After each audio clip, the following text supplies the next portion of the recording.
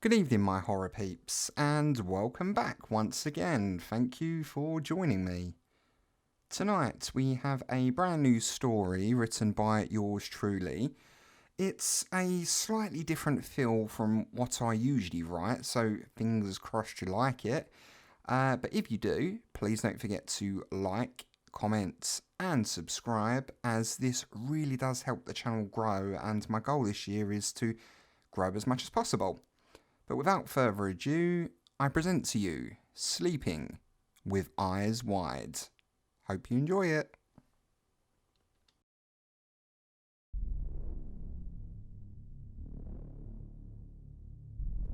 Talking.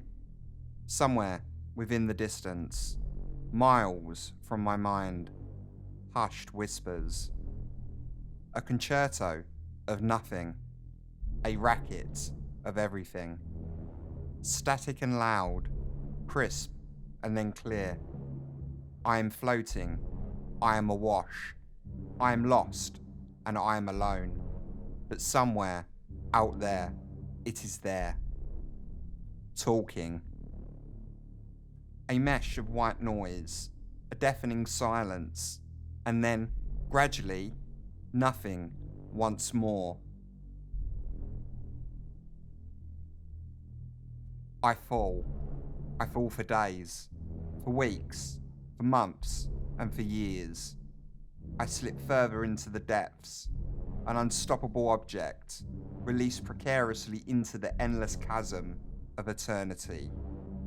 I descend, unhindered, fated to fall for a lifetime, and within my descent, my mind moves to her. Faye. My Faye. I can see her face, her delicate little smile. I can see her long, beautiful blonde hair parted perfectly across her perfect little face. I can see every small, minute detail of her form as it illuminates the plunge. But all I really see is a memory, a snap, a picture of how she was, who she was, the very last moment that I saw her so awfully long ago.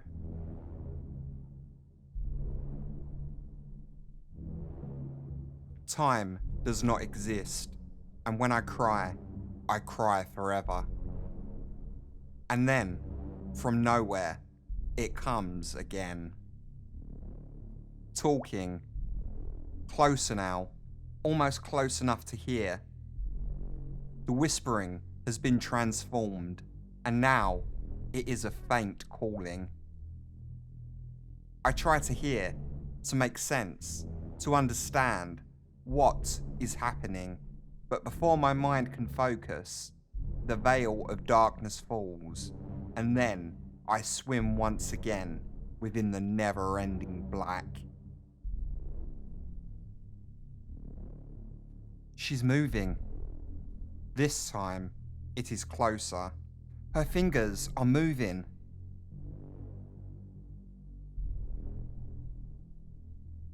No more is it beyond my grasp. No more beyond my understanding. This time, it is different. This time, it is near.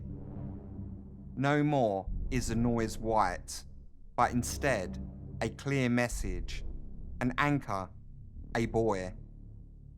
I move my arms, and as I do, the tide of my reality moves with them. I have swum within obscurity for long enough. The beacon has never been so alluring. She's moving her arms. As the apathy fades from my body, and the life returns to my world, I hear a mess of movement around of me, and then, with significant effort, I open my eyes. Hi there. Welcome back. He's looking down at me through a smile, trying his best to conceal his obvious surprise. He's dressed in white, and around of him, several younger people look on, each of them dressed in a similar fashion. They grip tightly at boards and scribble furiously with pens, but he remains still, his resolve unwavering. Just try and remain still. You have not moved for quite some time. On instinct, I immediately disregard his suggestion, but my will is weaker than anticipated, and my arms fail to move. My mind moves to my legs, to my fingers, and to my toes, but one after another, they each betray me. A nasty anxiety begins to build as I will my lips to move, and surprisingly, words come. Where am I? He takes a second to think, and then, after a moment, he allows his smile to fade, and with a nod, he answers. Well, that's a bit of a long question to answer. You see, you were in an accident quite some time ago. Now, I know that this is going to be hard to hear, but you must know you've been in a coma for an exceptionally long time. Suffice to say, this will be uncharted territory for us as well as you, because quite honestly, we were beginning to doubt that you would ever wake up. I guess the only thing that is left to say is welcome to the future. A dream, a fevered imagining, a nightmare of my own design. This could not be real. I have awakened from the endless abyss into an unpalatable reality, and in that moment, as the anxiety continued to build, I wished myself back into that void, back into that darkness, back into that solitude, back there into that array of forever, where I could escape into a gaping hole, back in there with my memories of her. No, I strained, managing to move my arms. Why do you say these things? Why are you doing this to me? Please, just leave me be. Just let me drift. I need my Fae. Let me go. Please, let me go back to my Fae. Within my tantrum, I did not appreciate the power of my anger as my flailing arms managed to successfully dislodge a tray to the right of my bed. A loud, metallic crash announced the strength of my disapproval, and the man above me choked back his surprise. Faye, I called as I weakly moved around of the bed. Faye. In a second, they had surrounded me, and in another, they were holding me down. I strained, I pushed, I fought, and I cried, but my weakened state hindered me. Their grip was far too much, and their intent was stronger than any fight I could muster.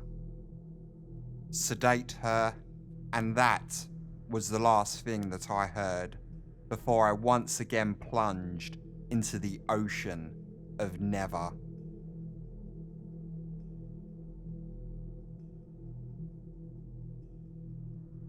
Eventually, I awoke from the medically induced sleep, and when I did, I found myself a little more compliant.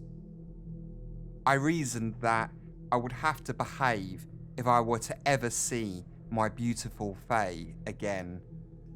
Besides, I was also reliant upon these people for my food, for my water, for my life even, and I reasoned that if I could learn a little more about my new reality in the meantime, then that would just be a bonus. As the days passed, I watched them move around my room as they brought me my breakfast, as they fetched me my lunch and presented me with my dinner. Between brief conversations, they would produce small, sleek objects which barked orders at them in intervals. Like robots, when their little devices buzzed, they would stop what they were doing, retrieve their objects, listen intently, and then quickly disappear. They were tethered to their communicators, and the more that I watched them, the more that I realized that they would barely speak to each other. It was clear to me that the information they were receiving must be far more important than conversing amongst themselves.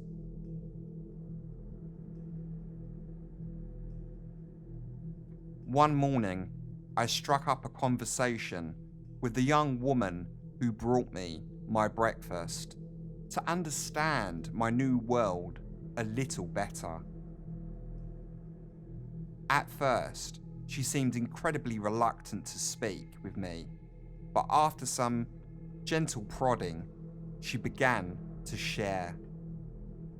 "This must be so strange for you." I smiled and took a sip from the glass of orange juice that she had brought me. "It certainly is something."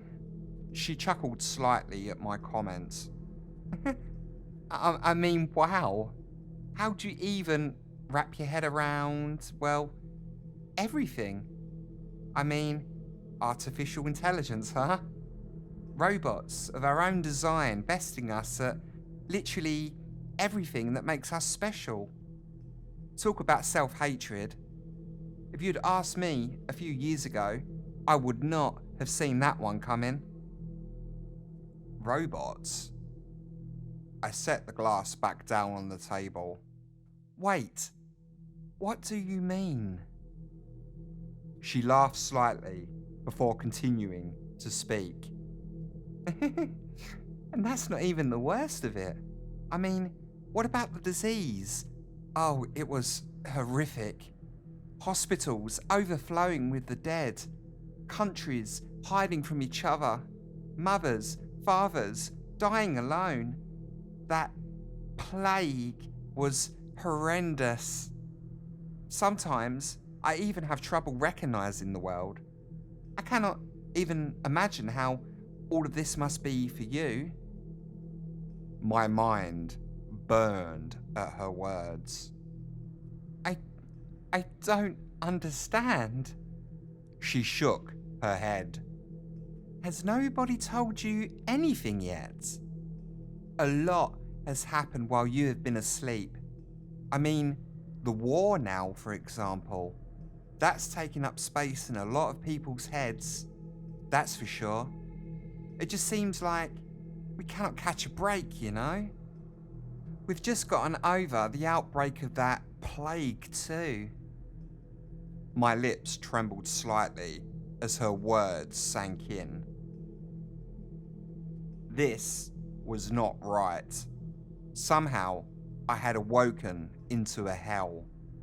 War, robots, famine, and these little communicators. A plague, a disease, death, and destruction. Everything was so wrong, and they all seemed so oblivious to this fact. It was almost as if they had become conditioned to accept this hideous reality, like they had been transformed into drones by those trivial things that commanded their movements. They were asleep while walking, asleep with eyes wide. My words came, and when they did, they were unrestrained. What? I don't understand. What are you talking about? What is going on? This isn't real. This cannot be real. Please, where is my Fae? Why won't you bring me my Fae? I need my daughter. Instantly, the young woman's face fell to panic as she retrieved the horrid object from her pocket. She tapped at its surface for a few seconds and then she began to plead. Please, I'm so sorry, but I think that we might need some more people in here. I tried to scream. I tried to fight, but again, they were too powerful. I guess I should have been a little more empathetic, the young woman noted to the group as they approached. They moved into me swiftly and restrained my movements, holding me still as they penetrated me with yet more nastiness. Within seconds, my veins buzzed and my eyes felt heavy, but as they began to close, in those last few seconds before my living hell escaped me, I caught a glimpse of another young man in the corner of the room. He was dressed in white, like the others, but unlike the others, his attention was not focused on me. No, instead, his eyes were down, and his gaze was fixed on his communication device, and across his lips, a smile was etched in grim fashion.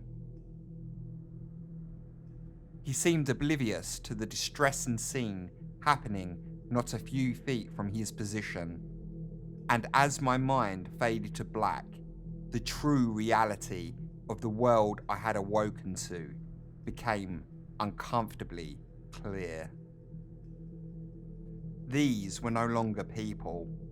They had no compassion, no empathy, no emotion, and no sympathy. They cared little for the plight of others. All that they were concerned with were the chains that they kept within their pockets. A tear moved down my face as the world began to bleed from existence, and as I fell once more, a thought followed me into the darkness of the abyss. They are lost. When I awoke from my outburst, I found that my fight had abandoned me, and with little else left, I decided to submit to their will, and when I did, I found it easier to assimilate information. I questioned one young man about the plague, and for a solid 30 minutes, he lamented at how stupid the world had become. He detailed that it had only managed to spread, how it had only managed to burn throughout the world due to a small few turning their back to the realities of science. He spoke about a campaign of misinformation, and he detailed the fire that had raged, but he stopped short of describing the world that remained in its ashes. Another woman detailed a vast array of nodes that had been built throughout the planet, that carried information from various points instantaneously. She marvelled at the brilliance of its design, but equally lamented at how the tool had been misused by the masses. After each conversation, after each brief connection, I inquired about my fae, and each time I was met with the same excuse, the same hollow words, the same promise that she would be here, that she would come to see me, sometime soon, just as soon as they had managed to locate her. And this went on for a few more days, right up until the morning that I was informed that they had found her, and soon my fae would be coming to see me. My excitement began to build as my mind wandered back to that cherished memory, that glimpse, that picture that had kept me going when I was alone within the darkness. I imagined her face, her delicate little smile. I imagined her long, beautiful blonde hair parted perfectly across her perfect little face. I can see every small, minute detail of her form as it illuminates the hell of this new world. But all I really see is a memory, a snap, a picture of how she was, who she was, the very last moment that I saw her. When she walks into the room in front of me, she is anything but my fae.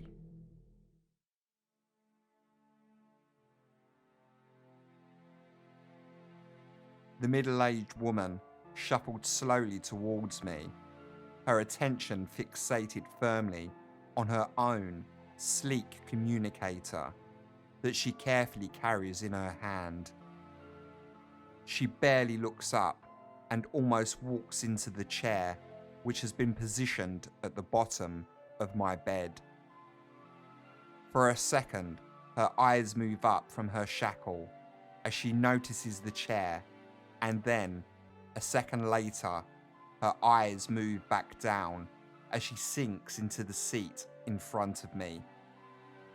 Hiya, Mum. The words are forced, holding very little energy. Welcome back. You must be so excited by everything. No, this cannot be. This new world, this new hell, it has taken my fae. It has entrapped her, encased her, altered her, and claimed her. It has changed her. It has aged her. But most importantly, it has robbed her of her ability to think. How can she think that any of this is exciting? Excuse me? She looks up and smiles. The future, Mum. It must be so exciting compared to what you remember, right? I mean, this for example. This, right here. You know, it can get you anything that you want, Mum. It's all right here. She grins, signalling downward. Are you hungry? This can feed you. Are you lost? This can find you. We are all one now. Every single human being. It's a marvel. It's amazing. The world had never felt emptier. Amazing. I take a moment to look at her. She is no longer my fae. She is a robot. She is no different to all of them. She has been taken in by the future, by how things have changed, but she, just like all of them, has failed to notice just how much everything has changed. With one eye, they look to the future, and with the other, they look to the ground. They do not see the war. They do not see the famine. They do not see the suffering, the pain, and the hurt that is moving across the world. No, all that they see is their own black reflection. I shake my head as the anger moves across me. You are not my fae, I begin, my hands balling into fists. My fae is innocent. My fae is kind. My fae looks out into the world, and do you know what she can see? She can see everybody else. You do not see anyone but yourself. You are no different than them. You are not my fae. All that you see is that stupid thing in your hand. Time slowed as our eyes met. For a moment, I caught a glimpse in her eye, a slight glimmer, an understanding, but in a moment, it is gone, only to be replaced by the same apathetic stare that is chiseled across the entire planet. God, Mum, she spat, rising to her feet, eyes firmly down on the device within her hand. Will you please chill out? It is 2023 after all.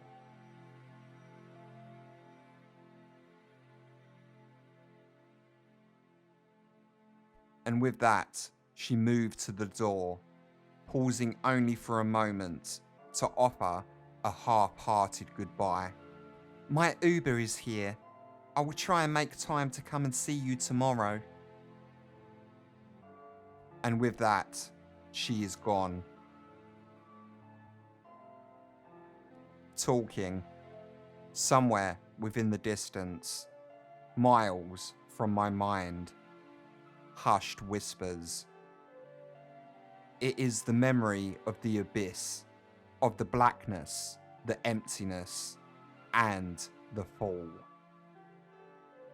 Throughout that period, that immeasurable amount of time, I had been falling, but unbeknown to me, when I was in that place, that dark little corner of myself, when I was falling, so too was the world. This was the future, and the future was hell.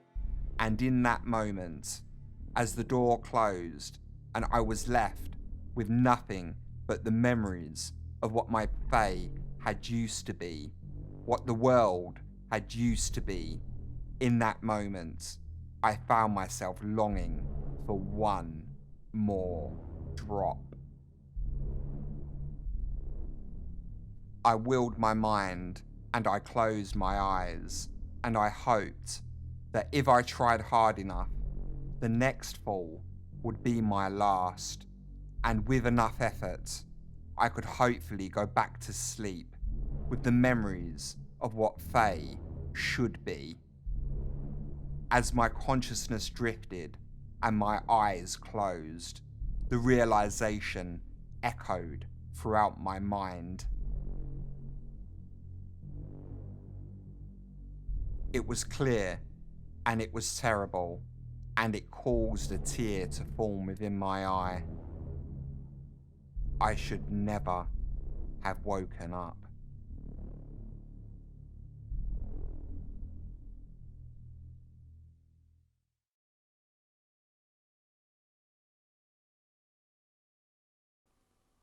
Once again, that was Sleeping with Eyes Wide by me. As I said at the beginning, that was a different feel from what I usually write. Hopefully I managed to do it justice, and hopefully you enjoyed the story. But if you did enjoy the story, please don't forget to like, comment and subscribe, as it really does help the channel move in the right direction. But until the next video, remember, there is more than shadow beyond the light.